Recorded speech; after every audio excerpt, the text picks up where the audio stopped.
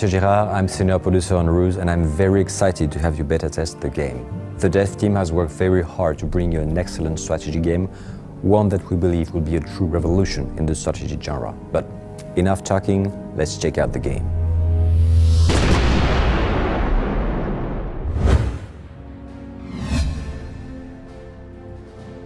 The first thing you're going to notice is how big R.U.S.E is. You're going to play on a map of unprecedented scale, but yet that still show a high level of detail. To navigate these huge battlefields, you can translate the view using the screen borders or pressing the keyboard arrow keys. You can zoom in and zoom out using the mouse wheel up and down. And finally, you can change the angle of the camera, pressing the mouse wheel and moving the mouse around.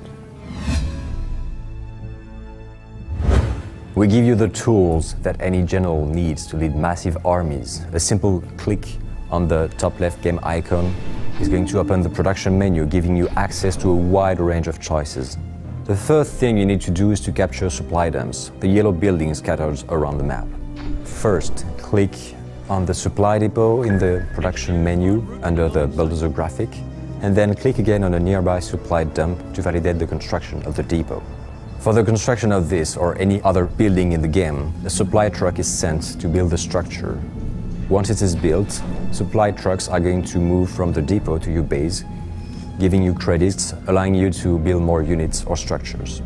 Building deployment completed. Bear in mind that construction and supply trucks are very weak and can be intercepted by the enemy. But you can turn that to your advantage. You can harass the enemy to outflank him using guerrilla tactics and cut off his economy. What's also great about R.U.S.E is its freedom and the amount of possibilities it offers. When you open the production menu, you can start with any production facility you want. You want to rush with Panzers? Build an armor factory. You want to control the skies? Build an airfield. You are not limited to a linear tech tree, and you can place a production facility anywhere on the map as long as it's not intercepted by the enemy. Click on the production facility icon in the production menu, then click again on the terrain to validate the construction.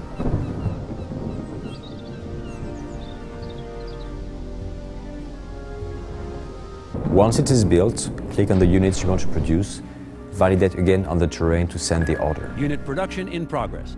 With this system, you can build units from anywhere on the map, and it gives you instant access to 200 different unit types and 6 different factions. R.U.S.E is also a game of perception, and more specifically of deception, meaning that your opponent's view of reality can be altered by acts of intelligence and treachery. Those acts are the ruses which give the game its name. What you see on the battlefield is not limited to a simple fog of war, as you see what is going on the enemy's side, or at least parts of it. The large ships represent heavy units, while the small ships represent infantry or light units. By watching their movement, you can guess what the enemy is going to do. But this perception can be altered when you activate a ruse. In the ruse menu, you get access to a list of 10 different ruses, and the ruse counter will tell you how many more you can activate. For instance, you can use the spy plan to identify enemy units moving towards your base. You can also use radio silence to make your units disappear from his view and surprise attack him. You can create an army of decoy units so that he wastes some time trying to destroy wooden units. And you can also decrypt to visualize his orders and anticipate his moves. Report from recon, we found an enemy supply line. What could be better for a general than to anticipate what is going on in the head of his enemy?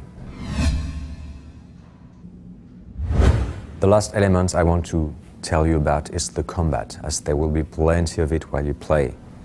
Assigning an order to units is very simple. Left click on the unit or stack of units, and then left click again on the target destination of units. When you select an enemy unit, a small pop-up appears telling you if the combat is going to be easy or very dangerous. When a unit is stressed, you see that in the form of smoke, fire, or loss of squad members. Each unit has a self-preservation mechanism which makes it retreat when it gets pounded too hard. After spending some time out of combat, a unit will regroup, regain its strength, and be ready to fight again. Each unit type, as classified in the production menu, is more or less efficient against other units. Infantry is destroyed by tanks, tanks can be destroyed by anti-tank guns, which are vulnerable to bombers, which can be shot down by fighters, fighters being destroyed by AA guns, finally destroyed by infantry. There is also a very important concept which modifies this food chain. The environment can be used as a weapon. For instance, forests can make your light units invisible and ambush the enemy, and city blocks can limit sight and block gunfire. Zoom in close to the terrain to place your units precisely and gain an advantage. Infantry units taking cover inside a city square will easily destroy a passing-by tanks when they come to close combat. How do you win the game?